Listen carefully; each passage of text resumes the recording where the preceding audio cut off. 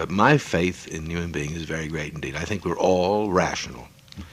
And I don't think the difference between a 90 IQ and a 140 IQ is that important. I think the 90 IQ, using those crude figures, people below the medium in the distribution of endowments and gifts, have plenty of intelligence to use. I don't think we've ever used more than 25% of human intelligence. There's a phrase you use, isn't there? Philosophers should not speak to philosophers. Oh, never. Yeah, people. It's everybody's problem, you see. You feel anyone, really, who has a modicum of... Anyone who's not in an asylum, anyone who is not in an asylum has the duty to think. Has the duty to think, the moral obligation to think for himself. What do we mean when we talk about equality? Well, let me use the issue of specifically gender equality as one avenue to open up the broader context, because this topic is very hot right now, and whatever can be said about gender equality can and is being said about equality between human beings in general. As I've been pursuing the topic on YouTube and the blogosphere, I've encountered a pretty general consensus that equality means the same, or without difference.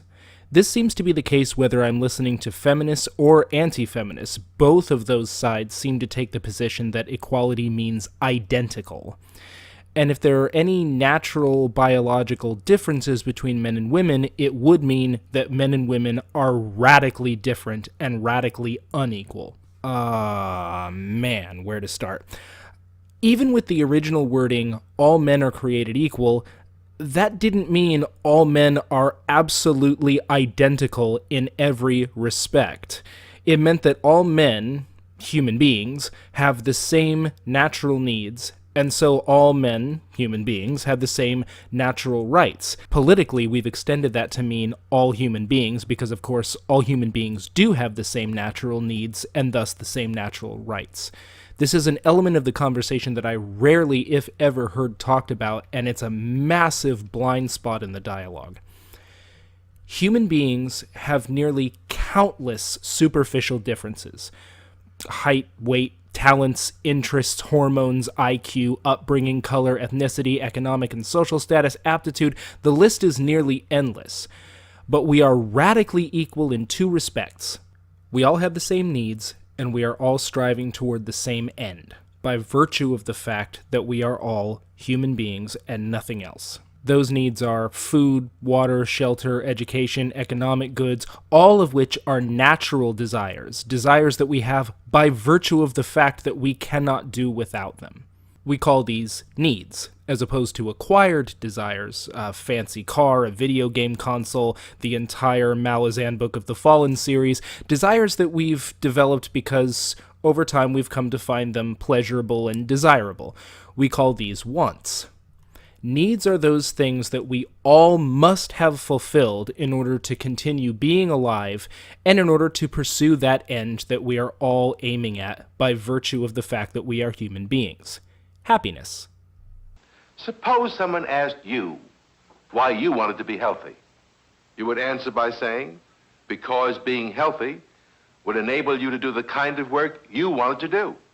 But then suppose they asked you why you wanted to do that kind of work, or why you wanted to acquire some of the world's wealth, or why you wanted to learn things. To all such questions, your ultimate answer would be, because you wanted to become happy. But if you were then asked why you wanted to become happy, your only answer would be, because you wanted to become happy. This shows you that happiness is something you seek for its own sake, whereas you seek all the other goods ultimately for the sake of happiness.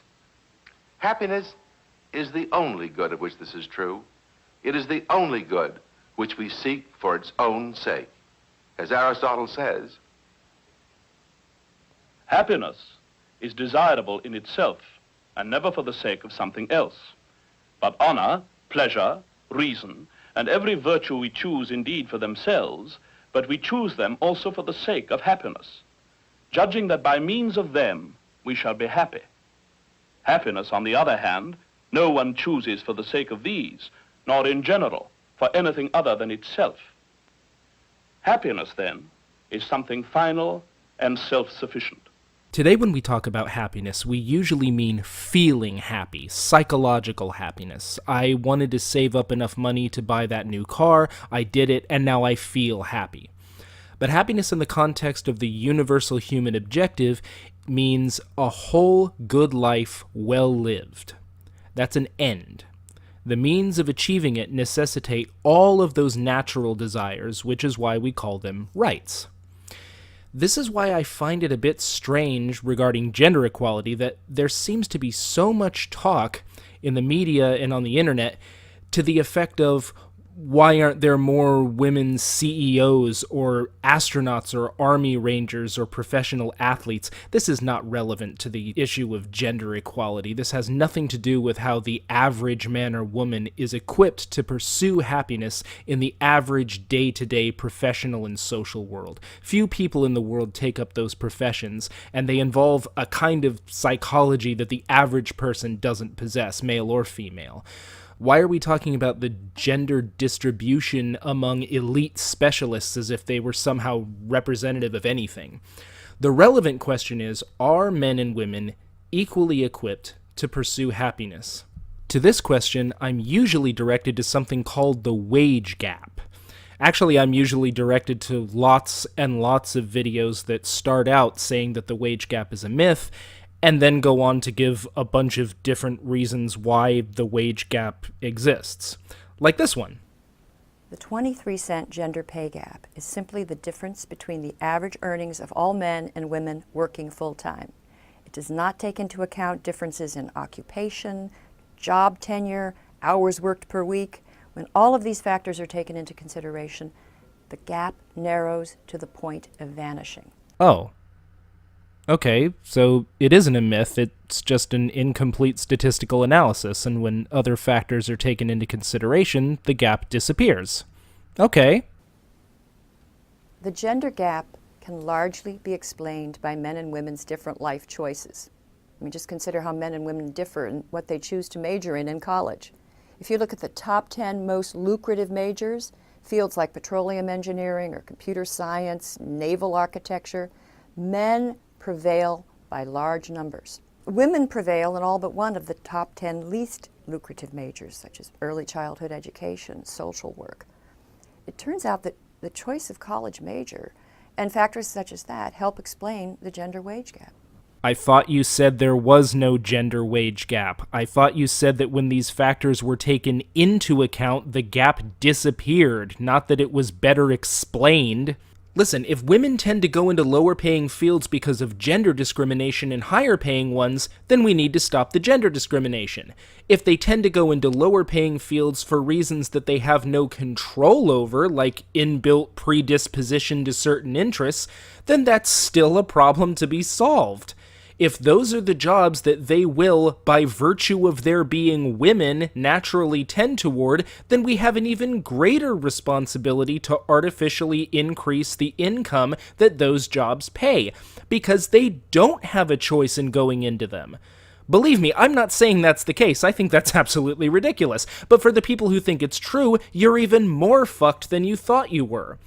And because women will leave the workforce to have children, and having children is a great thing that should be encouraged, and since only women will have children, that's tantamount to saying that being a woman will necessarily result in job loss, or the perception that you may leave and thus an unwillingness to invest as much in you as an employee, and will necessarily result in loss of income by virtue of the fact that you're a woman.